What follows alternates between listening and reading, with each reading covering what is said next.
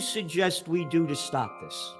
I think that the right in the country, as opposed to the left, I'm talking about, and the right has to be defined simply as Americans who care about and love their country.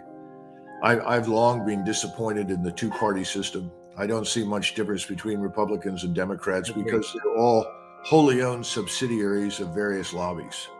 And as a result, subsidiaries of various lobbies. Perfectly said. Go on, I'm sorry.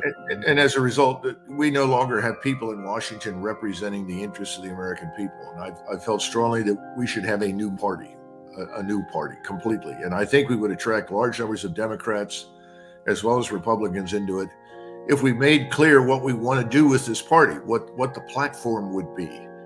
And that platform has to be one of avoiding unnecessary conflict. Yeah. It has to enshrine peace and prosperity as our top goals in the world.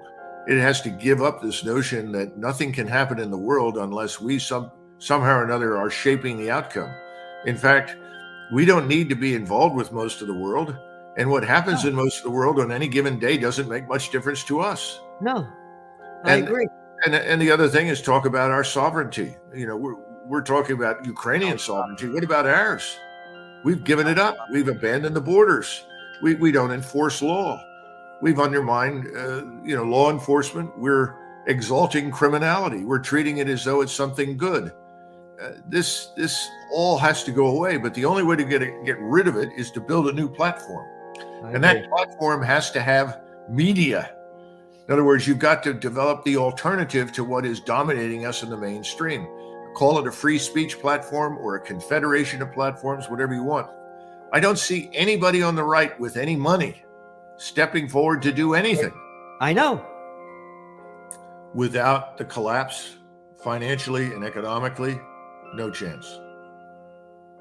You don't think they could defeat them? No.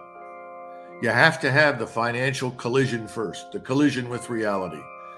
That you can't simply spend money that you don't have. You cannot continue to engage in these wealth transfers. Well, that would be part of their platform. And again, but Americans have to go through, I'm sorry to say, this crucible. I think they're going to have to suffer. Look, everybody knew that the revolution in France was coming for decades. Nothing happened for decades until the people of Paris in 1789 could not afford to buy bread. That's what triggered change.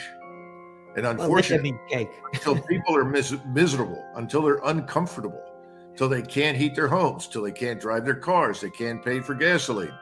And look, we're on that path. You know that, Gerald. We're on this path. Yeah. When that happens, then there will be an appetite for people to come in who are not part of the status quo and make profound change.